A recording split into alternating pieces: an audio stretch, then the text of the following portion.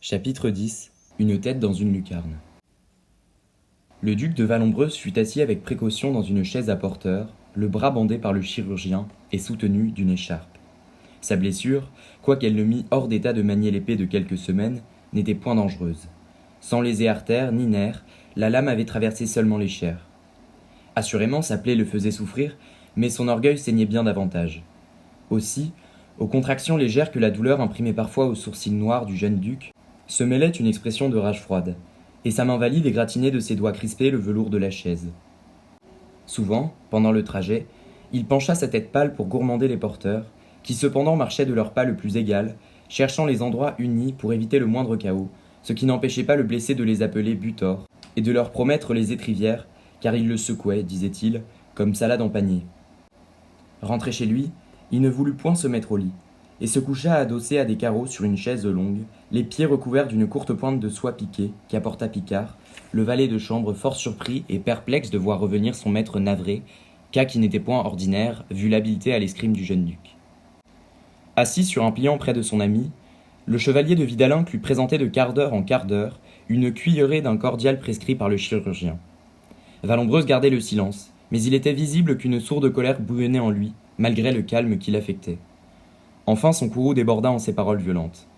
Conçois-tu, Vidalinck, que cette maigre cigogne déplumée, envolée de la tour en ruine de son castel pour n'y pas mourir de faim, m'est ainsi perforée de son long bec?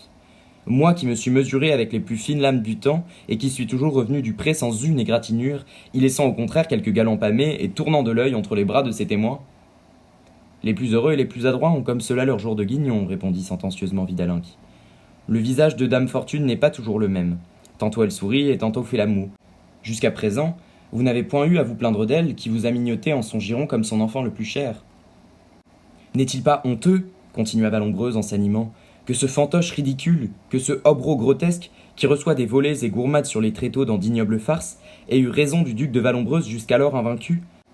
Il faut que ce soit quelque gladiateur de profession, caché dans la peau d'un saltimbanque. Vous savez sa qualité véritable dont le marquis de Bruyères se porte garant, fit Vidalinck. Toutefois, sa force non pareille à l'épée m'étonne. Elle passe les habiletés connues.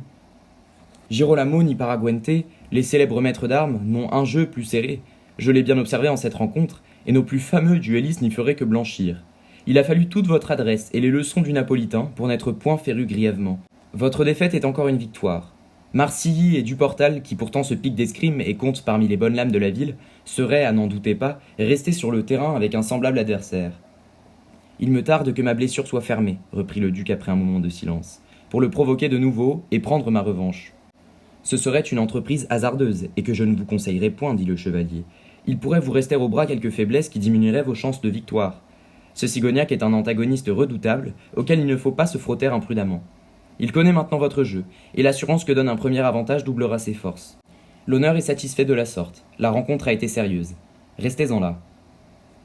Vallombreuse intérieurement sentait la justesse de ses raisons. Il avait lui-même assez étudié l'escrime où il croyait exceller, pour comprendre que son épée, quelque habile qu'elle fût, n'atteindrait point la poitrine de Cigognac défendue par cette garde impénétrable, contre laquelle s'étaient brisés tous ses efforts. Il s'avouait, bien qu'il s'en indignât, cette étonnante supériorité. Il était même contraint de dire tout bas que le baron, ne voulant pas le tuer, lui avait fait précisément une blessure qui le mettait hors de combat. Cette magnanimité, dont un caractère moins orgueilleux eût été touché, irritait sa superbe et envenimait ses ressentiments. Être vaincu, une semblable idée le forcenait. Il acquiesça en apparence au conseil de son ami, mais à l'air sombre et farouche de son visage, on eût pu deviner que quelque noir projet de vengeance s'ébauchait déjà dans sa cervelle, projet qui voulait être couvé par la rancune pour être mené à bien. Je ferai maintenant belle figure devant Isabelle, dit-il en s'efforçant de rire, mais il riait jaune, avec ce bras transpercé par son galant. Cupidon invalide ne réussit guère près des grâces. Oubliez cette ingrate, fit Vidalinck. Après tout, elle ne pouvait prévoir qu'un duc aurait le caprice de s'en amourer d'elle. Reprenez cette bonne Corisande, qui vous aime de toute son âme et pleure des heures entières à votre porte comme un chien renvoyé. Ne prononce pas ce nom, Vidalinck, s'écria le duc, si tu veux que nous restions amis. Ces lâches tendresses, qu'aucun outrage ne rebute, me dégoûtent et m'excèdent. Il me faut des froideurs hautaines, des fiertés rebelles, des vertus imprenables. Comme elle me semble adorable et charmante, cette dédaigneuse Isabelle. Comme je lui sais gré de mépriser mon amour, qui sans doute serait déjà passé s'il eût été accueilli. Certes, elle ne doit point avoir une âme basse et commune pour refuser en sa condition les avances d'un seigneur qui la distingue et qui n'est pas mal fait de sa personne s'il faut en croire les dames de la ville. Il entre dans ma passion une sorte d'estime que je n'ai pas l'habitude d'accorder aux femmes. Mais comment écarter ce damné gentillâtre, ce cigognac de malheur que le diable confonde? La chose ne sera pas aisée, dit Vidalinck, à présent qu'il est sur ses gardes. Mais quand bien même on parviendrait à le supprimer, il resterait toujours l'amour d'Isabelle à son endroit, et vous savez mieux que personne, pour en avoir maintes fois souffert, combien les femmes ont le sentiment têtu. Oh, si je pouvais tuer le baron, continua Vallombreuse, que les arguments du chevalier ne convainquaient point. J'aurais bientôt réduit la donzelle malgré ses airs de prude et de vertueuse. Rien ne s'oublie plus vite qu'un galant défunt. Ce n'était point l'avis du chevalier de Vidalinck. Mais il ne jugea pas à propos d'entamer sur ce sujet une controverse qui eût pu aigrir l'humeur irritable de Vallombreuse. Guérissez-vous d'abord et nous aviserons ensuite. Ces discours vous fatiguent. Tâchez de prendre quelque repos et de ne point vous tracasser ainsi. Le chirurgien me tancerait et me taxerait de mauvais garde-malade si je ne vous recommandais la tranquillité tant d'esprit que de corps. Le blessé, se rendant à cette observation, se tut, ferma les yeux et ne tarda pas à s'endormir. Cigognac et le marquis de Bruyères étaient tranquillement revenus à l'hôtel des Armes de France, où, en gentilhomme discret, ils ne sonnèrent mot du duel. Mais les murailles qu'on dit avoir des oreilles ont aussi des yeux. Elles voient pour le moins aussi bien qu'elles entendent. Dans ce lieu solitaire en apparence, plus d'un regard inquisiteur épiait les diverses fortunes du combat. L'oisiveté de la province fait naître beaucoup de ces mouches invisibles, ou peu remarquées, qui voltigent aux endroits où il doit se passer quelque chose, et qui, bourdonnant des ailes, vont ensuite en répandre la notice partout. À son déjeuner, tout Poitiers savait déjà que le duc de Vallombreuse avait été blessé en une rencontre par un adversaire inconnu. Cigognac, vivant fort retiré à l'hôtel, n'avait montré au public que son masque et non sa figure. Ce mystère irritait fort la curiosité, et les imaginations travaillaient avec activité pour découvrir le nom du vainqueur. Il est inutile de rapporter les suppositions bizarres qui se firent.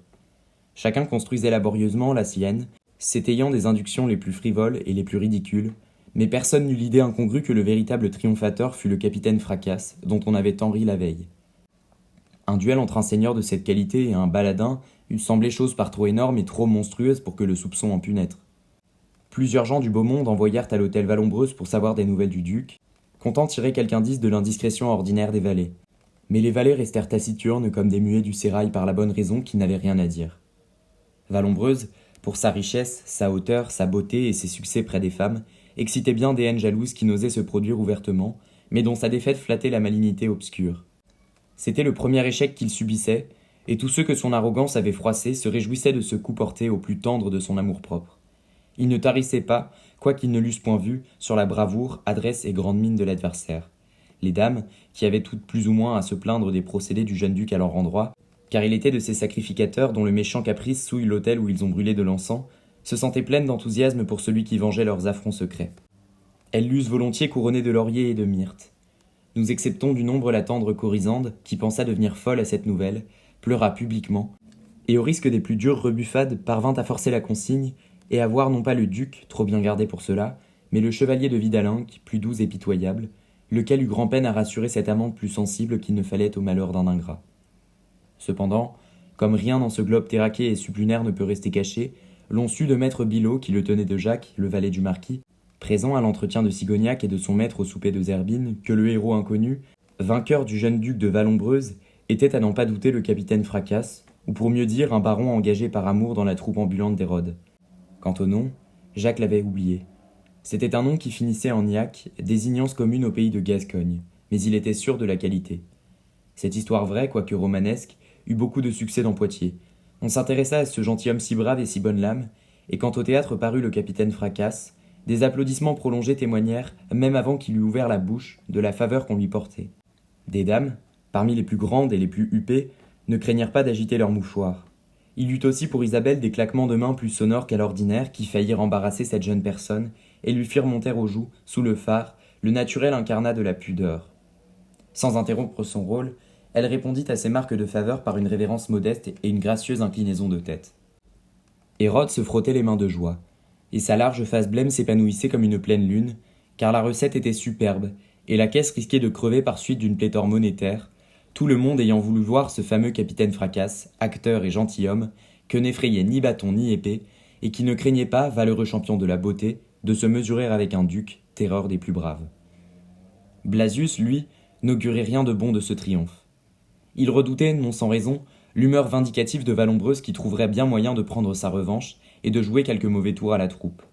Les pots de terre devaient, disait-il, Évitez encore qu'ils n'eussent pas été rompus au premier choc, de se heurtèrent au pot de fer, le métal étant plus dur que l'argile. Sur quoi Hérode, confiant en l'appui de Sigognac et du marquis, l'appelait poltron, trembleur et claque-dents. Si le baron n'eût été pris sincèrement d'Isabelle, il eût pu lui faire aisément une infidélité, et même deux, car plus d'une beauté lui souriait d'un air fort tendre, malgré son costume extravagant, son nez de carton enluminé de cinabre, et son rôle ridicule qui ne prêtait point aux illusions romanesques. Le succès de Léandre en fut même compromis. En vain il faisait belle jambe, se rengorgeait comme un pigeon pâtu, tournait du doigt les boucles de sa perruque, montrait son solitaire et découvrait ses dents jusqu'aux gencives. Il ne produisait plus d'effet. Et il eût pensé enragé de dépit si la dame Tapada n'eût été à son poste, le couvant du regard, répondant aux clins d'yeux qu'il lui adressait par de petits coups d'éventail sur le bord de la loge, et autres signes d'intelligence amoureuse. Sa récente bonne fortune versait du baume sur cette petite plaie d'amour-propre, et les plaisirs que la nuit lui promettait le consolaient de ne pas être l'astre de la soirée. Les comédiens revinrent à l'auberge, et Sigognac reconduisit Isabelle jusqu'à sa chambre, où la jeune actrice, contre son habitude, le laissa entrer.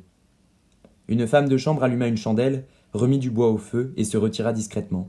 Quand la portière fut retombée, Isabelle prit la main de Sigognac qu'elle serra avec plus de force qu'on aurait pu en supposer à ses doigts frêles et délicats, et d'un ton de voix que l'émotion altérait, elle lui dit « Jurez de ne plus vous battre pour moi. Jurez-le si vous m'aimez comme vous le dites. » « C'est un serment que je ne puis faire, dit le baron. Si quelque audacieux ose vous manquer de respect, je le châtierai, certes, comme je le dois, fût-il duc, fût-il prince. » « Songez, reprit Isabelle, que je ne suis qu'une pauvre comédienne, exposée aux affronts du premier venu. L'opinion du monde, trop justifiée, hélas, par les mœurs du théâtre, est que toute actrice se double d'une courtisane. Quand une femme a mis le pied sur les planches, elle appartient au public. Les regards avides détaillent ses charmes, scrutent ses beautés, et l'imagination s'en empare comme d'une maîtresse. Chacun, parce qu'il la connaît, croit en être connu, et s'il est admis dans les coulisses, étonne sa pudeur par la brusquerie d'aveu qu'elle n'a point provoquée. Est-elle sage ? On prend sa vertu pour simagrée pure ou calcul intéressé. Ce sont choses qu'il faut souffrir, puisqu'on ne les peut changer. Désormais fiez-vous à moi pour repousser par un maintien réservé, une parole brève, un air froid, les impertinences des seigneurs, des robins et des fats de toutes sortes qui se penchent sur ma toilette ou grattent du peigne entre les actes à la porte de ma loge. Un coup de busque sec sur les doigts qui s'émancipent vaut bien un coup de votre rapière. Permettez-moi de croire, charmante Isabelle, dit Sigognac, que l'épée du galant homme peut appuyer à propos le busque de l'honnête femme, et ne me retirez pas cet emploi d'être votre champion et chevalier. Isabelle tenait toujours la main de Sigognac, et fixait sur lui ses yeux bleus pleins de caresses et de supplications muettes pour arracher le serment désiré. Mais le baron ne l'entendait pas de cette oreille-là, il était intraitable comme un hidalgo sur le point d'honneur, et il eût bravé 1000 morts plutôt que de souffrir qu'on manquât de respect à sa maîtresse. Il voulait qu'Isabelle, sur les planches, fût estimée comme une duchesse en un salon. « Voyons, promettez-moi, fit la jeune comédienne, de ne plus vous exposer ainsi pour de frivoles motifs. Oh, dans quelle inquiétude et quelle angoisse j'ai attendu votre retour. Je savais que vous alliez vous battre contre ce duc, dont chacun ne parle qu'avec terreur. Zerbine m'avait tout conté. Méchant que vous êtes, me torturer le cœur de la sorte. Ces hommes, ils ne songent guère aux pauvres femmes quand leur orgueil est en jeu. Ils vont sans entendre les sanglots, sans voir les larmes, sourds, aveugles, féroces. Savez-vous que si vous aviez été tuée, je serais morte ?» Les pleurs qui brillaient dans les yeux d'Isabelle à l'idée seule du danger que Sigognac avait couru, et le tremblement nerveux de sa voix, montraient que la douce créature disait vrai. Touché plus qu'on ne saurait dire de cette passion sincère, le baron de Sigognac, enveloppant la taille d'Isabelle de sa main restée libre, l'attira sur sa poitrine sans qu'elle fît résistance, et ses lèvres effleurèrent le front penché de la jeune femme, dont il sentait contre son cœur la respiration haletante. Ils restèrent ainsi quelques minutes silencieux, dans une extase qu'un amant moins respectueux que Sigognac eût sans doute mis à profit, mais il lui répugnait d'abuser de ce chaste abandon produit par la douleur. « Consolez-vous, chère Isabelle, dit-il d'une voix tendrement enjouée. Je ne suis pas mort, et j'ai même blessé mon adversaire quoiqu'il passe pour assez bon duelliste. Je sais que vous êtes un brave cœur et une main ferme, reprit Isabelle. Aussi je vous aime et ne crains pas de vous le dire, sûr que vous respecterez ma franchise et n'en tirerez point avantage. Quand je vous ai vu si triste, et si abandonné en ce château lugubre où se fanait votre jeunesse, je me suis senti une tendre et mélancolique pitié à votre endroit. Le bonheur ne me séduit pas, son éclat m'effarouche. Heureux, vous m'auriez fait peur. Dans cette promenade au jardin, où vous écartiez les ronces devant moi, vous m'avez cueilli une petite rose sauvage, seul cadeau que vous puissiez me faire. J'y ai laissé tomber une larme avant de la mettre dans mon sein, et silencieusement je vous ai donné mon âme en échange. » En entendant ces douces paroles, Sigognac voulut baiser les belles lèvres qui les avaient dites, mais Isabelle se dégagea de son étreinte sans pruderie farouche. « mais avec cette fermeté modeste qu'un galant homme ne doit pas contrarier. Oui, je vous aime, continua-t-elle, mais ce n'est pas à la façon des autres femmes. J'ai votre gloire pour but, et non mon plaisir. Je veux bien qu'on me croie votre maîtresse, c'est le seul motif qui puisse excuser votre présence parmi cette troupe de baladins. Qu'importe les méchants propos pourvu que je garde ma propre estime et que je me sache vertueuse. Une tâche me ferait mourir. C'est sans doute le sang noble que j'ai dans les veines qui m'inspire ces fiertés, bien ridicules, n'est-ce pas, chez une comédienne, mais je suis faite ainsi. Bien que timide, Sigognac était jeune. Ses charmants aveux qui n'eussent rien appris à un fat le remplissaient d'une ivresse délicieuse et le troublaient au dernier point. Une vive rougeur montait à ses joues ordinairement si pâles. Il lui semblait que des flammes passaient devant ses yeux, les oreilles lui tintaient et il sentait jusque dans sa gorge les palpitations de son cœur. Certes, il ne mettait point en doute la vertu d'Isabelle, mais il croyait qu'un peu d'audace triompherait de ses scrupules. Il avait entendu dire que l'heure du berger, une fois sonnée, ne revient plus. La jeune fille était là devant lui dans toute la gloire de sa beauté, rayonnante, lumineuse pour ainsi dire, âme visible, ange debout sur le seuil du paradis d'amour. Il fit quelques pas vers elle et l'entoura de ses bras avec une ardeur convulsive. Isabelle n'essaya pas de lutter, mais, se penchant en arrière pour éviter les baisers du jeune homme, elle fixa sur lui un regard plein de reproche et de douleur. De ses beaux yeux bleus jaillirent des larmes pures, vraies perles de chasteté qui roulèrent le long de ses joues subitement décolorées, jusque sur les lèvres de Sigognac. Un sanglot comprimé gonfla sa poitrine, et tout son corps s'affaissa comme si elle eût été près de s'évanouir. Le baron éperdu la posa sur un fauteuil, et, s'agenouillant devant elle, lui prit les mains qu'elle lui abandonnait, implorant son pardon, s'excusant sur une fougue de jeunesse, sur un moment de vertige dont il se repentait, et qu'il expirait par la soumission la plus parfaite. « Vous m'avez fait bien du mal, » dit enfin Isabelle avec un soupir. « J'avais tant de confiance en votre délicatesse. L'aveu de mon amour eût dû vous suffire, et vous faire comprendre par sa franchise même que j'étais résolu à n'y point céder. J'aurais cru que vous m'auriez laissé vous aimer à ma fantaisie, sans inquiéter ma tendresse par des transports vulgaires. Vous m'avez ôté cette sécurité. Je ne doute pas de votre parole, mais je n'ose plus écouter mon cœur. Il m'était cependant si doux de vous voir, de vous entendre, de suivre vos pensées dans vos yeux. C'étaient vos peines que je souhaitais partager, laissant les plaisirs à d'autres. Parmi tous ces hommes grossiers, libertins, dissolus, il en est un, me disais-je, qui croit à la pudeur et sait respecter ceux qu'il aime.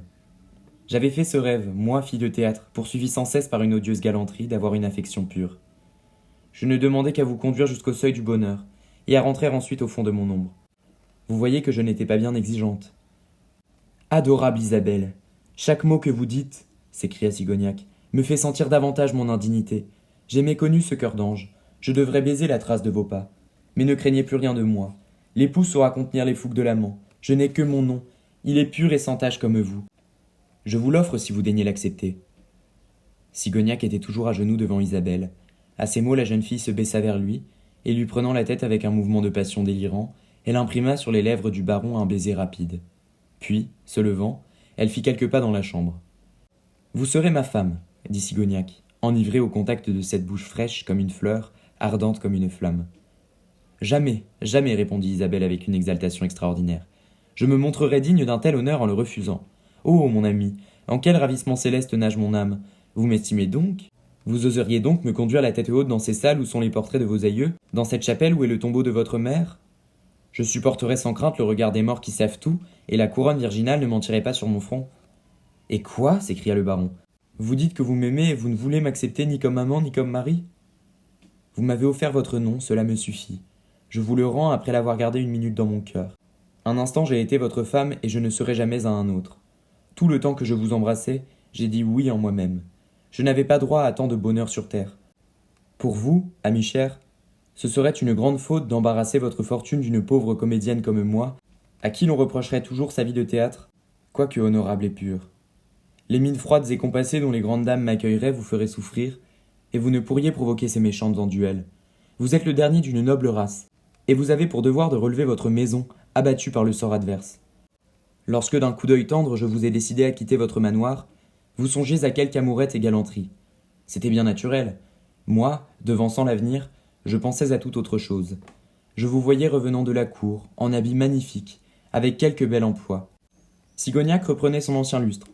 En idée, j'arrachais le lierre des murailles, je recoiffais d'ardoises les vieilles tours, je relevais les pierres tombées, je remettais les vitres aux fenêtres, je redorais les cigognes effacées de votre blason, et vous ayant mené jusqu'aux limites de vos domaines, je disparaissais en étouffant un soupir. Votre rêve s'accomplira, noble Isabelle, Mais non pas tel que vous le dites, le dénouement en serait trop triste. C'est vous qui, la première, votre main dans ma main, franchirez ce seuil d'où les ronces de l'abandon et de la mauvaise fortune auront disparu. Non, non, ce sera quelque belle, noble et riche héritière, digne de vous en tout point, que vous pourrez montrer avec orgueil à vos amis, et dont nul ne dira avec un mauvais sourire « Je l'ai sifflé ou applaudi à tel endroit ». C'est une cruauté de se montrer si adorable et si parfaite en vous désespérant, dit Sigognac. Ouvrir le ciel et le fermer, rien de plus barbare.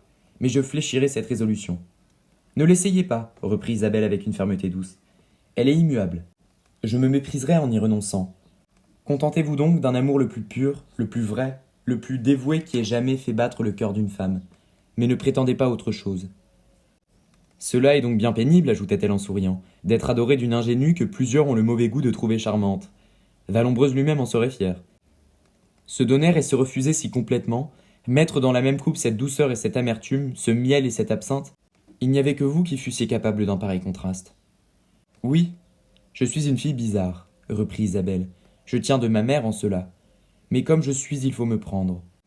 Si vous insistiez et me tourmentiez, je saurais bien me dérober en quelque asile où vous ne me trouveriez jamais. Ainsi c'est convenu, et comme il se fait tard, allez en votre chambre et m'accommoder ces vers d'un rôle qui ne vont ni à ma figure ni à mon caractère dans la pièce que nous devons jouer prochainement. Je suis votre petite amie, soyez mon grand poète. En disant cette phrase, Isabelle cherchait au fond d'un tiroir un rouleau noué d'une faveur rose qu'elle remit au baron de Sigognac. Maintenant, embrassez-moi et partez, dit-elle en lui tendant la joue. Vous allez travailler pour moi, et tout labeur mérite salaire. De retour chez lui, Sigognac fut longtemps à se remettre de l'émotion que lui avait causée cette scène. Il était à la fois désolé et ravi, radieux et sombre, au ciel et dans l'enfer. Il riait et pleurait, en proie aux sentiments les plus tumultueux et les plus contradictoires. La joie d'être aimé d'une si belle personne et d'un si noble cœur le faisait exulter, et la certitude de n'en rien obtenir jamais le jetait dans un accablement profond. Peu à peu, ces folles vagues s'apaisèrent et le calme lui revint. Sa pensée reprit une à une pour les commenter les phrases d'Isabelle, et le tableau du château de Sigognac reconstruit qu'elle avait évoqué se présenta à son imagination échauffée, avec les couleurs les plus vives et les plus fortes. Il eut tout éveillé comme une sorte de rêve. La façade du castel rayonnait blanche au soleil, et les girouettes dorées à neuf brillaient sur le fond du ciel bleu. Pierre, revêtu d'une riche livrée, debout entre Miraut et Belzébuth sous la porte armoriée, attendait son maître. Des cheminées si longtemps éteintes montaient de joyeuses fumées, montrant que le château était peuplé par une domesticité nombreuse et que l'abondance y était revenue. Il se voyait lui-même vêtu d'un habit aussi galant que magnifique, dont les broderies scintillaient et papillotaient, menant vers le manoir de ses ancêtres Isabelle qui portait un costume de princesse blasonné d'armoiries, dont les émaux et les couleurs semblaient appartenir à une des plus grandes maisons de France. Une couronne ducale brillait sur son front, mais la jeune femme n'en paraissait pas plus fière. Elle gardait son air tendre et modeste, et tenait à la main la petite rose, présent de Sigognac, auquel le temps n'avait rien fait perdre de sa fraîcheur, et tout en marchant elle en respirait le parfum. Quand le jeune couple s'approcha du château, un vieillard de l'aspect le plus vénérable et le plus majestueux, sur la poitrine duquel étincelaient plusieurs ordres, et dont la physionomie était totalement inconnue à Sigognac, fit quelques pas hors du porche comme pour souhaiter la bienvenue aux jeunes époux. Mais ce qui surprit fort le baron, c'est que près du vieillard se tenait un jeune homme de la plus fière tournure, dont il ne distinguait d'abord pas bien les traits, mais qui bientôt lui parut être le duc de Vallombreuse. Le jeune homme lui souriait amicalement, et n'avait plus son expression hautaine. Les tenanciers criaient « Vive Isabelle, vive Sigognac !» avec les démonstrations de la joie la plus vive. À travers le tumulte des acclamations, une fanfare de chasse se fit entendre. Bientôt, du milieu d'un taillis déboucha sur la clairière, cravachant son palefroid rebelle, une amazone dont les traits ressemblaient beaucoup à ceux de Yolande. Elle flatta de la main le col de son cheval, le mit à une allure plus modérée, et passa lentement devant le manoir. Sigognac suivait malgré lui des yeux la superbe chasseresse dont la jupe de velours s'enflait comme une aile, mais plus il la regardait, plus la vision pâlissait et se décolorait. Elle prenait des diaphanéités d'ombre, et à travers ses contours presque effacés, on distinguait plusieurs détails du paysage. Yolande s'évanouissait comme un souvenir confus devant la réalité d'Isabelle. Le vrai amour faisait envoler les premiers rêves de l'adolescence. En effet, dans ce manoir ruiné, où les yeux n'avaient à se repaître que du spectacle de la désolation et de la misère, le baron avait vécu, morne, somnolent, inanimé, plus semblable à une ombre qu'à un homme, jusqu'au jour de sa première rencontre avec Yolande de Foix en chasse sur la lande déserte. Il n'avait encore vu que des paysannes cuites par le hâle, que des bergères crottées, des femelles et non des femmes. Il garda de cette vision un éblouissement comme ceux qui contemplent le soleil. Toujours il voyait danser devant ses yeux, même quand il les fermait, cette figure radieuse qui lui semblait appartenir à une autre sphère. Yolande, il est vrai, était incomparablement belle et bien faite pour fasciner de plus usagers qu'un pauvre oboro se promenant sur un bidet éthique dans les habits trop larges de son père. Mais, au sourire provoqué par son accoutrement grotesque, Sigognac avait senti combien il lui serait ridicule de nourrir la moindre espérance à l'endroit de cette insolente beauté. Il évitait Yolande, ou s'arrangeait pour la voir sans en être aperçu, derrière quelques haies ou troncs d'arbres sur les chemins qu'elle avait l'habitude de prendre avec sa suite de galants quand son mépris de soi-même, il trouvait tous cruellement beaux, merveilleusement vêtus, superbement aimables. Ces jours-là, le cœur enfiélé d'une amère tristesse, il revenait au château, pâle, défait, abattu, comme un homme qui relève de la maladie, et il restait silencieux des heures entières, assis, le menton dans la main, à l'angle de la cheminée. L'apparition d'Isabelle au château avait donné un but à ce vague besoin d'aimer qui tourmente la jeunesse, et dont l'oisiveté s'attache à des chimères. Les grâces, la douceur, la modestie de la jeune comédienne avaient touché Sigognac au plus tendre de l'âme, et il l'aimait réellement beaucoup. Elle avait guéri la blessure faite par le mépris de Yolande. Sigognac, après s'être laissé aller à ses rêveries fantasmagoriques, se tansa de sa paresse, et parvint non sans peine à fixer son attention sur la pièce qu'Isabelle lui avait confiée pour en retoucher quelques passages. Il retrancha certains vers qui ne congruaient pas à la physionomie de la jeune comédienne, il en ajouta certains autres. Il refit la déclaration d'amour du galant comme froide, prétentieuse, guindée et sentant son Phébus. Celle qu'il substitua était, certes, plus naturelle, plus passionnée, plus chaude. Il l'adressait en idée, à Isabelle même. Ce travail l'amena fort tard dans la nuit, mais il s'en tira à son avantage et satisfaction, et fut récompensé le lendemain par un gracieux sourire d'Isabelle, qui se mit tout de suite à apprendre les vers que son poète, comme elle l'appelait, avait arrangés. Ni Hardy, ni Tristan n'eussent mieux fait. À la représentation du soir, la foule fut encore plus considérable que la veille, et peu s'en fallut que le portier ne restât étouffé dans la presse des spectateurs, qui voulaient tous entrer en même temps à la comédie, craignant, bien qu'ils eussent payé, de n'y trouver place. La réputation du capitaine Fracasse, vainqueur de Vallombreuse, grandissait d'heure en heure, et prenait des proportions chimériques et fabuleuses. On lui eût attribué volontiers les travaux d'Hercule et les prouesses des 12 pères de la table ronde. Quelques jeunes gentilshommes, ennemis du duc, parlaient de rechercher l'amitié de ce vaillant gladiateur, et de l'inviter à faire carousse avec eux au cabaret, à 6 pistoles par tête. Plus d'une dame méditait d'un poulet, d'un tour galant, à son adresse, et avait jeté au feu 5 ou 6 brouillons malvenus. Bref, il était à la mode. On ne jurait plus que par lui. Il se souciait assez peu de ce succès qui le tirait de l'obscurité où il aurait voulu rester, mais il ne lui était pas possible de s'y soustraire. Il fallait le subir. Un moment, il eut la fantaisie de se dérober et de ne point paraître en scène. L'idée du désespoir qu'en aurait le tyran, tout émerveillé des énormes recettes qu'il encaissait, l'empêcha de le faire. Ces honnêtes comédiens, qu'il avait secourus en sa misère, ne devaient-ils pas profiter de la vogue inopinée dont il jouissait? Aussi, se résignant à son rôle, il s'adapta son masque, boucla son ceinturon, drapa sa cape sur son épaule, et attendit que l'avertisseur lui vînt dire que c'était son tour. Les recettes étant belles, et la compagnie nombreuse, Hérode, en directeur généreux, avait fait doubler le luminaire, de sorte que la salle resplendissait d'un éclat aussi vif qu'un spectacle de cour. Dans l'espérance de séduire le capitaine Fracasse, des dames de la ville s'étaient mises sous les armes, et comme on dit à Rome, in fiocchi. Pas un diamant ne restait dans les écrins, et tout cela brillait et scintillait sur des poitrines plus ou moins blanches, sur des têtes plus ou moins jolies, mais qu'animait un vif désir de plaire. Une seule loge était encore vide, la mieux placée, la plus en vue de la salle, et les yeux se tournaient curieusement de ce côté. Le peu d'empressement de ceux qui l'avaient loué étonnait les gentilshommes et bourgeois de Poitiers, à leur poste depuis plus d'une heure. Hérode, entrebâillant le rideau, semblait attendre pour frapper les 3 coups sacramentels que ces dédaigneux arrivassent, car rien n'émossa dans les comédies comme ces tardives et trop fâcheuses entrées de spectateurs, qui remuent leur siège, s'installent bruyamment et détournent l'attention. Comme le rideau se levait, une jeune femme prit place dans la loge, et à côté d'elle s'assit péniblement un seigneur ayant l'apparence vénérable et patriarcale. De longs cheveux blancs dont le bout se roulait en des boucles argentées tombaient des tempes, encore bien garnies du vieux gentilhomme, tandis que le haut de la tête laissait voir un crâne à tons ivoirins. Ces mèches accompagnaient les joues martelées de couleurs violentes, qui prouvaient l'habitude de vivre au grand air, et peut-être un culte rabelaisien de la dive bouteille. Les sourcils restés noirs et fort touffus, ombrageaient des yeux dont l'âge n'avait pas éteint la vivacité, et qui pétillaient encore par moments dans leur cercle de rides brunes. Des moustaches et une royale auxquelles on eût pu appliquer cette épithète de griffaigne que les vieux romans de geste attribuent invariablement à la barbe de Charlemagne, se hérissaient en virgule autour de sa bouche sensuelle et lipue. Un double menton rattachait sa figure à son col replet, et l'apparence générale eût été assez commune, sans le regard qui relevait tout cela, et ne permettait pas de mettre en doute la qualité du personnage. Un collet en pois de Venise se rabattait sur sa veste de brocart d'or, et son linge d'une blancheur éblouissante soulevé par un abdomen assez proéminent débordait, et couvrait la ceinture d'un haut de chausses en velours tanné. Un manteau de même couleur, galonné d'or, jeté négligemment, se drapait au dos du siège. Il était facile de deviner en ce vieillard un oncle chaperon, réduit à l'état de duègne par une nièce adorée malgré ses caprices. On eût dit, à les voir tous deux, elle, svelte et légère, lui, pesant et refrogné, Diane menant en laisse un vieux lion demi-privé, qui eût aimé mieux dormir en son antre qu'être ainsi promené de par le monde, mais qui cependant s'y résigne. Le costume de la jeune fille prouvait par son élégance la richesse et le rang de celle qui le portait. Une robe d'un vert glauque, de cette nuance que les blondes les plus sûres de leur teint peuvent seules affronter, faisait valoir la blancheur neigeuse d'une poitrine chastement découverte, et le col d'une transparence alabastrine jaillissait comme le pistil de la corolle d'une fleur, d'une collerette empesée et découpée à jour.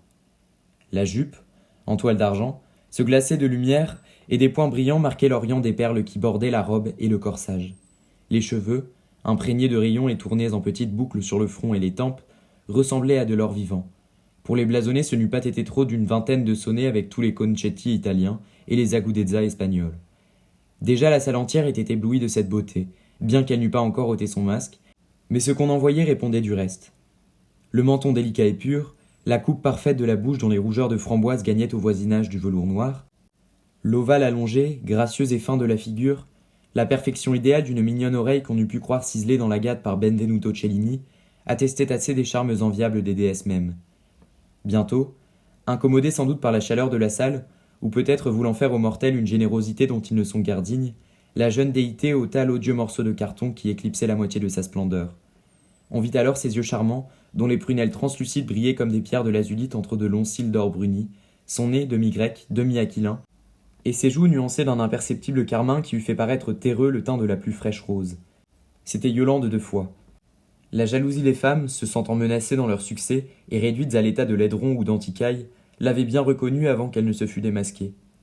Promenant un regard tranquille sur la salle émue, Yolande s'accouda au rebord de la loge, la main appuyée contre la joue dans une pose qui eût fait la réputation d'un sculpteur et tailleur d'images, si un ouvrier, fût-il grégeois ou romain, pouvait inventer une attitude de cette grâce distraite et de cette élégance naturelle. Surtout, mon oncle, n'allez pas dormir, dit-elle à demi-voix au vieux seigneur qui aussitôt écarquilla les yeux et se redressa sur son siège. Cela ne serait pas aimable pour moi, et contraire aux lois de l'ancienne galanterie que vous vantez toujours. Soyez tranquille, ma nièce. Quand les fadaises et billevesées que débitent ces paladins dont les affaires m'intéressent fort peu m'ennuieront par trop grièvement, je vous regarderai, et soudain j'ouvrirai l'œil clair comme basilic. Pendant ces propos de Yolande et de son oncle, le capitaine Fracasse, marchant comme une paire de ciseaux forcés, s'avançait jusque près des chandelles, roulant des yeux furibonds et faisant la mine la plus outrageuse et la plus outrecuidante du monde. Des applaudissements frénétiques éclatèrent de toutes parts à l'entrée de l'acteur favori, et l'attention se détourna un moment de Yolande. À coup sûr, Sigognac n'était point vaniteux, et son orgueil de gentilhomme méprisait ce métier de baladin à quoi la nécessité l'obligeait. Cependant, nous ne voudrions pas affirmer que son amour-propre ne fût quelque peu chatouillé de cette approbation chaude et bruyante. La gloire des histrions, gladiateurs, pantomimes, a parfois rendu jaloux des personnages haut situés, des empereurs romains et Césars, maîtres du monde qui ne dédaignèrent point de disputer, dans le cirque ou sur le théâtre, des couronnes de chanteurs, mimes, lutteurs et cochers, quand ils en avaient déjà tant d'autres sur le chef, témoin Aenerbus Nero, pour ne parler que du plus célèbre.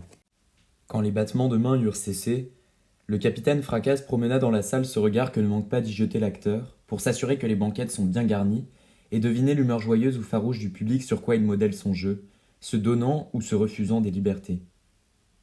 Tout à coup le baron eut un éblouissement. Les lumières s'élargirent comme des soleils, puis ils semblèrent devenus noirs sur un fond lumineux. Les têtes des spectateurs qu'il démêlait confusément à ses pieds se fondirent en une espèce de brouillard informe. Une sueur brûlante aussitôt glacée le mouilla de la racine des cheveux aux talons. Ses jambes plus molles que coton ployèrent sous lui, et il crut que le plancher du théâtre lui montait à la ceinture. Sa bouche desséchée, aride, n'avait plus de salive. Un carcan de fer étreignait sa gorge comme le garrote espagnol fait d'un criminel, et de sa cervelle, les mots qu'il devait prononcer s'envolaient effarés, tumultueux, se heurtant et s'enchevêtrant comme des oiseaux qui fuient de leur cage ouverte. Sang-froid, contenance, mémoire, tout était parti à la fois. On eût dit qu'un foudre invisible l'avait frappé, et peu s'en fallut qu'il ne tombât mort, le nez sur les chandelles.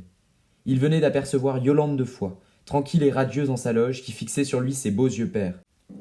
Ô honte, ô rage, ô mauvais tour du sort, Ô contretemps par trop fâcheux pour une âme noble! Être vu, sous un accoutrement grotesque en cette fonction indigne et basse de divertir la canaille, avec des grimaces, par une dame si hautaine, si arrogante, si dédaigneuse devant qui pour l'humilier et lui rabattre la superbe, on eût voulu faire qu'action magnanime, héroïque, surhumaine, et ne pouvoir se dérober, disparaître, s'engloutir dans les entrailles de la terre. Sigognac eut un instant l'idée de s'enfuir, de s'élancer par la toile de fond en y faisant un trou avec sa tête comme avec une baliste. Mais il avait aux pieds ces semelles de plomb dont on prétend qu'usent certains coureurs en leurs exercices pour être plus légers ensuite. Il ne pouvait se détacher du plancher, et il restait là éperdu, béant, stupide, au grand étonnement de Scapin, qui, s'imaginant que le capitaine Fracasse manquait de mémoire, lui soufflait, à voix basse, les premiers mots de la tirade. Le public crut que l'acteur, avant de commencer, désirait une seconde salve d'applaudissements, et il se mit à battre des mains, à trépigner, à faire le plus triomphant vacarme qu'on ait jamais ouï en un théâtre. Cela donna le temps à Sigognac de reprendre ses esprits. Il fit un suprême effort de volonté et rentra violemment dans la possession de ses moyens. Ayons au moins la gloire de notre infamie, se dit-il en se raffermissant sur ses jambes. Il ne manquerait plus que d'être sifflé devant elle et de recevoir en sa présence une grêle de pommes crues et d'œufs durs. Peut-être ne m'a-t-elle point reconnu derrière cet ignoble masque. Qui supposerait un Sigognac sous cet habit de singe savant, bariolé de rouge et de jaune? Allons, du courage! À la rescousse! Faisons feu des 4 pieds! Si je joue bien, elle m'applaudira. Ce sera certes un beau triomphe, car elle est outrageuse assez.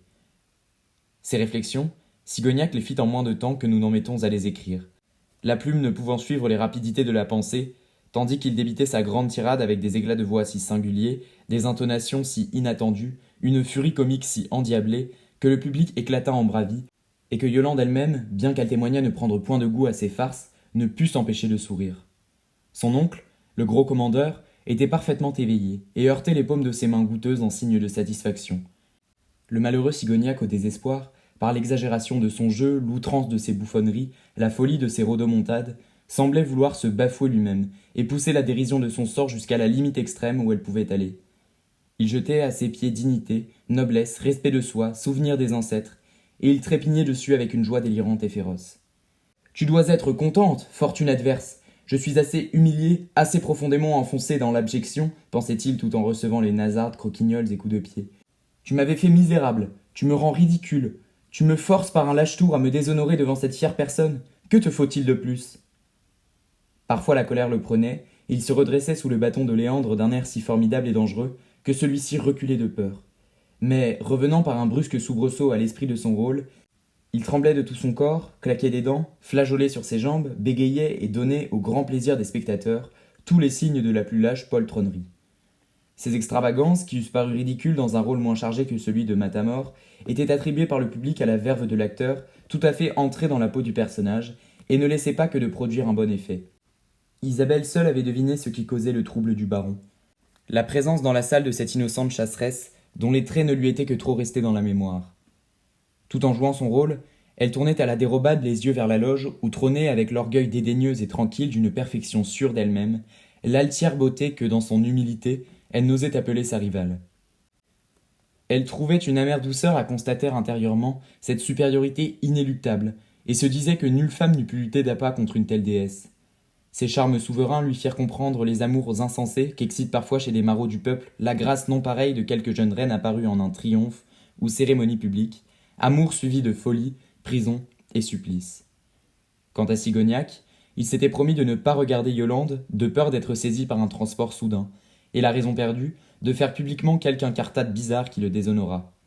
Il tâchait au contraire de se calmer en tenant sa vue attachée, lorsque le rôle le permettait, sur cette douce et bonne Isabelle. Ce charmant visage, empreint d'une légère tristesse qu'expliquait la fâcheuse tyrannie d'un père qui, dans la comédie, la voulait marier contre son gré, redonnait à son âme un peu de repos. L'amour de l'une le consolait des mépris de l'autre. Il reprenait de l'estime pour lui-même et trouvait la force de continuer son jeu. Ce supplice eut un terme enfin.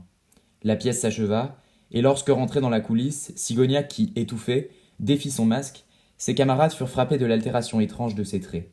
Il était livide, et se laissa tomber comme un corps sans vie sur un banc qui se trouvait là. Le voyant près de Pamée, Blasius lui apporta un flacon de vin, disant que rien n'était efficace en ces occurrences, comme une lampée ou deux du meilleur. Sigognac fit signe qu'il ne voulait que de l'eau. « Condamnable régime, dit le pédant. Grave erreur diététique. L'eau ne convient qu'aux grenouilles, poissons et sarcelles, nullement aux humains. En bonne pharmacie, on devrait écrire sur les carafes « remède pour usage externe ».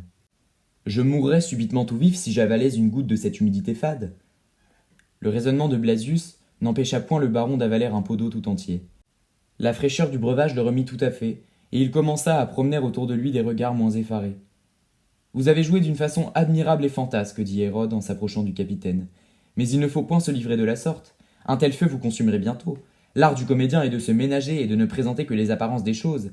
Il doit être froid en brûlant les planches et rester tranquille au milieu des plus grandes furies.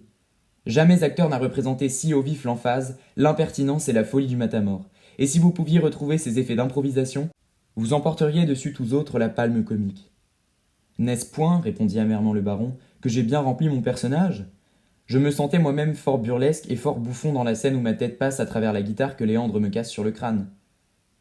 De vrai, vous faisiez, reprit le tyran, la mine la plus hétéroclitement furibonde et risible qui se puisse imaginer. Mademoiselle Yolande de Foix, cette belle personne si fière, si noble et si sérieuse, a daigné en sourire, je l'ai bien vu. Ce m'est un grand honneur, fit Sigognac, dont les joues s'empourprèrent subitement d'avoir diverti cette beauté. Pardon, dit le tyran qui s'aperçut de cette rougeur. Ce succès qui nous enivre, nous autres, pauvres baladins de profession, doit être indifférent à une personne de votre qualité, bien au-dessus des applaudissements, même illustrés.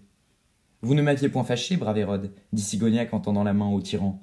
Il faut faire bien tout ce qu'on fait, mais je ne pouvais m'empêcher de songer que ma jeunesse avait espéré d'autres triomphes. Isabelle, qui s'était habillée pour l'autre pièce, passa près de Sigognac et lui jeta, avant d'entrer en scène, un regard d'ange consolateur, si chargé de tendresse, de sympathie, de passion, qu'il en oublia tout à fait Yolande, et ne se sentit plus malheureux. Ce fut un baume divin qui cicatrisa les plaies de son orgueil pour un moment du moins, car ces plaies-là se rouvrent et saignent toujours. Le marquis de Bruyères était à son poste, et quelque occupé qu'il fût d'applaudir Zerbine pendant la représentation, il ne laissa pas que d'aller saluer Yolande qu'il connaissait, et dont parfois il suivait la chasse. Il lui conta, sans nommer le baron, le duel du capitaine Fracasse avec le duc de Vallombreuse, dont il savait mieux que personne les détails, ayant été témoin de l'un des deux adversaires. Vous faites mal à propos le discret, répondit Yolande. J'ai bien deviné que le capitaine Fracasse n'est autre que le baron de Sigognac. Ne l'ai-je pas vu partir de sa tour à hibou en compagnie de cette Péronnelle, de cette bohémienne qui joue les ingénus d'un air si confit, ajouta-t-elle avec un rire un peu forcé, et n'était-il pas en votre château à la suite des comédiens ? À sa mine nièce, je n'eusse pas cru qu'il fût si parfait baladin et si vaillant compagnon. Tout en causant avec Yolande, le marquis promenait ses regards dans la salle, dont il saisissait mieux l'aspect que de la place qu'il occupait ordinairement, tout près des violons, pour mieux suivre le jeu de Zerbine. Son attention se porta sur la dame masquée qu'il n'avait point aperçue jusqu'alors, puisque lui-même, assis au premier rang, tournait presque toujours le dos aux spectateurs dont il désirait n'être pas trop remarqué. Bien qu'elle fût comme ensevelie sous ses dentelles noires, il crut reconnaître dans la tournure et l'attitude de cette beauté mystérieuse quelque chose qui lui rappelait vaguement la marquise sa femme. « Bah !» se dit-il, « elle doit être au château de Bruyères où je l'ai laissée. » Cependant, elle faisait scintiller, à l'annulaire de la main qu'elle tenait coquettement posée sur le bord de la loge, comme pour se dédommager de ne point montrer son visage, un assez gros diamant que la marquise avait l'habitude de porter, et cet indice lui troublant la fantaisie, il prit congé de Yolande et du vieux seigneur, dans l'idée de s'aller assurer du fait, avec une civilité assez brusque, mais non pas si prompte qu'il ne trouva, quand il parvint au but, le nid sans l'oiseau. La dame, alarmée, était partie, ce dont il resta fort perplexe et désappointé, quoiqu'il fût mari philosophe. Serait-elle amoureuse de ce Léandre, murmura-t-il. Heureusement j'ai fait bâtonner le fa par avance, et je suis en règle de ce côté-là. Cette pensée lui rendit sa sérénité, et il alla derrière le rideau rejoindre la soubrette, qui s'étonnait déjà de ne le point voir accourir, et le reçut avec la mauvaise humeur simulée dont ces sortes de femmes agacent les hommes. Après la représentation, Léandre, inquiet de ce que la marquise avait disparu subitement au milieu du spectacle, se rendit sur la place de l'église, à l'endroit où le page venait le prendre avec le carrosse. Il trouva le page tout seul, qui lui remit une lettre accompagnée d'une petite boîte fort lourde, et disparut si rapidement dans l'ombre que le comédien eût pu douter de la réalité de l'apparition, s'il n'eût eu entre les mains la missive et le paquet. Appelant un laquais qui passait avec un falot pour aller chercher son maître en quelque maison voisine, Léandre rompit le cachet d'une main hâtive et tremblante, et approchant le papier de la lanterne que le valet lui tenait à hauteur du nez, il lut les lignes suivantes. « Cher Léandre, je crains bien que mon mari ne m'ait reconnu à la comédie, malgré mon masque. Il fixait les yeux avec une telle insistance sur ma loge que je me suis retirée en toute hâte pour ne pas être surprise. La prudence, si contraire à l'amour, nous prescrit de ne pas nous voir, cette nuit, au pavillon. Vous pourriez être épié, suivi, tué peut-être, sans parler des dangers que moi-même je puis courir. En attendant des occasions plus heureuses et plus commodes, veuillez bien porter cette chaîne d'or à 3 tours que mon page vous remettra. Puisse-t-elle, toutes les fois que vous la mettrez à votre col, vous faire souvenir de celle qui ne vous oubliera jamais et vous aimera toujours, celle qui, pour vous, n'est que Marie. Hélas! Voilà mon beau roman fini, se disait Léandre en donnant quelques monnaies au laquais dont il avait emprunté le falot. C'est dommage. Ah, charmante marquise, comme je vous eusse aimé longtemps, continua-t-il quand le valet fut éloigné, mais les destins jaloux de mon bonheur ne l'ont point permis. Soyez tranquille, madame, je ne vous compromettrai point par des flammes indiscrètes. Ce brutal de mari me navrerait sans pitié et plongerait le fer en votre blanche poitrine. Non, non, point de ces tueries sauvages, mieux faites pour les tragédies que pour la vie commune. Du mon cœur enseigné, je ne chercherai point à vous revoir, et me contenterai de baiser cette chaîne moins fragile et plus pesante que celle qui nous a un instant unis. Combien peut-elle valoir? 1000 ducats pour le moins, à en juger par sa lourdeur. Comme j'ai raison d'aimer les grandes dames, elles n'ont d'inconvénient que les coups de bâton et les coups d'épée qu'on risque à leur service. En somme, l'aventure s'arrête au bel endroit, ne nous plaignons pas. Et curieux de voir à la lumière briller et chatoyer sa chaîne d'or, il se rendit à l'hôtel des armes de France d'un pas assez délibéré pour un amant qui vient de recevoir son congé. En rentrant dans sa chambre, Isabelle trouva au milieu de la table une cassette placée de manière à forcer le regard le plus distrait de la voir. Un papier plié était posé sous un des angles de la boîte, qui devait contenir des choses fort précieuses, car elle était déjà un joyau elle-même. Le papier n'était point scellé et contenait ces mots d'une écriture tremblée et péniblement formée, comme celle d'une main dont l'usage n'est pas libre. Pour Isabelle. Une rougeur d'indignation monta aux joues de la comédienne à l'aspect de ces présents dont plus d'une vertu eût été ébranlée. Sans même ouvrir la cassette par curiosité féminine, elle appela maître Bilot qui n'était point couché encore, préparant un souper pour quelques seigneurs, et lui dit d'emporter cette boîte pour la remettre à qui de droit, car elle ne la voulait pas souffrir une minute de plus en sa possession. L'aubergiste fit l'étonné, et jura son grand sacre Dieu, serment aussi solennel pour lui que le Styx pour les Olympiens, qu'il ignorait qui avait mis là cette boîte, bien qu'il se doutât de sa provenance. En effet, c'était dame Léonarde à laquelle le duc s'était adressé, pensant qu'une vieille femme réussit là où le diable échoue, qui avait frauduleusement posé ses joyaux sur la table, en l'absence d'Isabelle. Mais ici, la damnable matrone avait vendu ce qu'elle ne pouvait livrer, présumant trop de la force corruptrice des pierreries et de l'or qui n'agit que sur les âmes viles. « Tirez cela d'ici, dit Isabelle à maître Bilot. Rendez cette boîte infâme à qui l'envoie, et surtout ne sonnez mot de la chose au capitaine. Quoique ma conduite ne soit en rien coupable, il pourrait entrer en des furies et faire des esclandres dont souffrirait ma réputation. » Maître Bilot admira le désintéressement de cette jeune comédienne, qui n'avait pas même regardé des bijoux à tourner la tête d'une duchesse, et les renvoyait dédaigneusement, comme des dragées de plâtre ou des noix creuses. Et, en se retirant, il lui fit un salut des plus respectueux, celui qu'il eût adressé à une reine, tant cette vertu le surprenait. Agitée, enfiévrée, Isabelle, après le départ de maître Bilot, ouvrit la fenêtre pour éteindre à la fraîcheur de la nuit les feux de ses joues et de son front. Une lumière brillait à travers les branches des arbres sur la façade noire de l'hôtel Volombreuse, sans doute au logis du jeune duc blessé. La ruelle semblait déserte. Cependant Isabelle, de cette ouïe fine de la comédienne habituée à saisir au vol le murmure du souffleur, crut entendre une voix très basse qui disait « Elle n'est pas encore couchée ». Très intriguée de cette phrase, elle se pencha un peu, et il lui sembla démêler dans l'ombre, au pied de la muraille, 2 formes humaines, enveloppées de manteaux et se tenant immobiles comme des statues de pierre au porche d'une église. À l'autre bout de la ruelle, malgré l'obscurité, ses yeux dilatés par la peur découvrirent un 3e fantôme qui paraissait faire le guet. Se sentant observés, les êtres énigmatiques disparurent ou se cachèrent plus soigneusement, car Isabelle ne distingua ni n'entendit plus rien. Fatiguée de faire vedette, et croyant avoir été le jouet d'une illusion nocturne, elle referma doucement sa fenêtre, poussa le verrou de sa porte, posa la lumière près de son lit, et se coucha avec une vague angoisse que ne pouvaient calmer les raisonnements qu'elle se faisait. En effet, qu'avait-elle à craindre en une auberge pleine de monde, à 2 pas de ses amis, dans sa chambre bien et dûment verrouillée et fermée à triple tour? Quel rapport pouvaient avoir avec elle ces ombres entrevues au bas de la muraille, et qui étaient sans doute quelques tire-laines attendant une proie et gênées par la lumière de sa fenêtre? Tout cela était logique, mais ne la rassurait pas. Un pressentiment anxieux lui serrait la poitrine. Si elle n'eut craint d'être raillée, elle se fût levée et réfugiée chez une compagne. Mais Zerbine n'était pas seule, Séraphine ne l'aimait guère, et la duègne lui causait une répugnance instinctive. Elle resta donc en proie à d'inexprimables terreurs. Le moindre craquement de la boiserie, le plus léger grésillement de la chandelle dont la mèche non mouchée se coiffait d'un noir champignon, la faisait tressaillir et s'enfonçait sous les couvertures, de peur de voir dans les angles obscurs quelque forme monstrueuse. Puis elle reprenait courage, inspectant du regard l'appartement où rien n'avait l'air suspect ou surnaturel. Dans le haut d'une des murailles était pratiqué un œil de bœuf destiné sans doute à donner du jour à quelques cabinets obscurs. Cet œil de bœuf s'arrondissait sur la paroi grisâtre, au faible reflet de la lumière, comme l'énorme prunelle noire d'un œil cyclopéen, et semblait espionner les actions de la jeune femme. Isabelle ne pouvait s'empêcher de regarder fixement ce trou profond et sombre, grillé au reste de 2 barreaux de fer en croix. Il n'y avait donc rien à craindre de ce côté. Pourtant, à un certain moment, Isabelle crut voir au fond de cette ombre briller 2 yeux humains. Bientôt, une tête basanée, à longs cheveux noirs ébouriffés, s'engagea dans un des étroits compartiments dessinés par l'intersection des barreaux. Un bras maigre suivit, puis les épaules passèrent, se froissant au rude contact du fer, et une petite fille de 8 à 10 ans, se cramponnant de la main au rebord de l'ouverture, allongea tant qu'elle put son corps chétif le long de la muraille, et se laissa tomber sur le plancher sans faire plus de bruit qu'une plume ou qu'un flocon de neige qui descende à terre.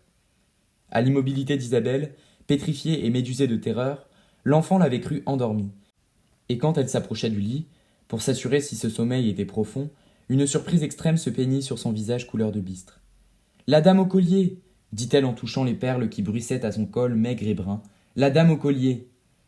De son côté, Isabelle, à demi morte de peur, avait reconnu la petite fille rencontrée à l'auberge du Soleil Bleu et sur la roue de Bruyères en compagnie d'Agostin.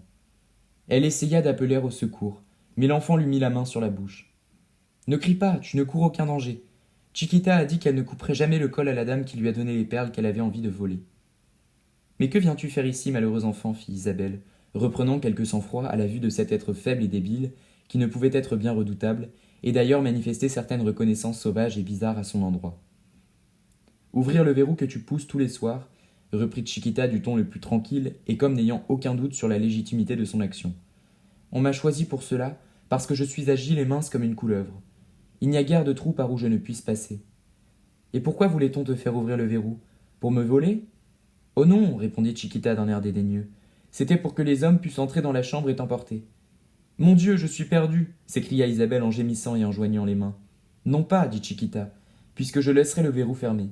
Ils n'oseraient forcer la porte, cela ferait du bruit, on viendrait et on les prendrait. Pas si bête. Mais j'aurais crié, je me serais accroché au mur, on m'aurait entendu. Un bâillon étouffe les cris, dit Chiquita avec l'orgueil d'un artiste qui explique à un ignorant un secret du métier. Une couverture roulée autour du corps empêche les mouvements. C'est très facile. Le valet d'écurie était gagné et il devait ouvrir la porte de derrière. Qui a tramé cette machination odieuse? Dit la pauvre comédienne, tout effarée du péril qu'elle avait couru. C'est le Seigneur qui a donné de l'argent, oh, beaucoup d'argent, comme ça, plein les mains, répondit Chiquita, dont les yeux brillèrent d'un éclat cupide et farouche. Mais c'est égal, tu m'as fait cadeau des perles. Je dirai aux autres que tu ne dormais pas, qu'il y avait un homme dans ta chambre et que c'est un coup manqué. Ils s'en iront. Laisse-moi te regarder, tu es belle et je t'aime, oui, beaucoup, presque autant qu'Agostin. Tiens, fit-elle en avisant sur la table le couteau trouvé dans la charrette. Tu as là le couteau que j'ai perdu, le couteau de mon père. Garde-le, c'est une bonne lame. Quand cette vipère vous pique, pas de remède dans la boutique. Vois-tu, on tourne la virole ainsi, et puis on donne le coup comme cela, de bas en haut, le fer entre mieux. Porte-le dans ton corsage, et quand les méchantes voudront contrarier, paf, tu leur fendras le ventre. Et la petite commentait ces paroles de gestes assortis. Cette leçon de couteau donnée, la nuit, dans cette situation étrange par cette petite voleuse hagarde et demi-folle, produisait sur Isabelle l'effet d'un de ces cauchemars qu'on essaye en vain de secouer. Tiens le couteau dans ta main de la sorte, les doigts bien serrés. On ne te fera rien. Maintenant je m'en vais. Adieu. Souviens-toi de Chiquita. La petite complice d'Agostin approcha une chaise du mur, y monta, se haussa sur les pieds, saisit le barreau, se courba en arc et appuyant les talons à la muraille par un soubresaut nerveux, eut bientôt gagné le rebord de l'œil de bœuf, par où elle disparut en murmurant comme une sorte de vague chanson en prose. Chiquita passe par les trous de serrure, danse sur la pointe des grilles et les tessons de bouteilles sans se faire mal. Bien malin qu'il apprendra. Isabelle attendit le jour avec impatience, sans pouvoir fermer l'œil tant cet événement bizarre l'avait agitée. Mais le reste de la nuit fut tranquille. Seulement, quand la jeune fille descendit dans la salle à manger, ses compagnons furent frappés de sa pâleur et du cercle marbré qui entourait ses yeux. On la pressa de questions, et elle raconta son aventure nocturne. Sigognac, furieux, ne parlait de rien moins que de saccager la maison du duc de Vallombreuse, à qui il attribuait sans hésiter cette tentative scélérate. M'est avis, dit Blasius, qu'il serait urgent de ployer nos décorations et d'aller nous perdre ou plutôt nous sauver en cet océan de Paris. Les choses se gâtent. Les comédiens se rangèrent à l'opinion du pédant, et le départ fut fixé pour le lendemain.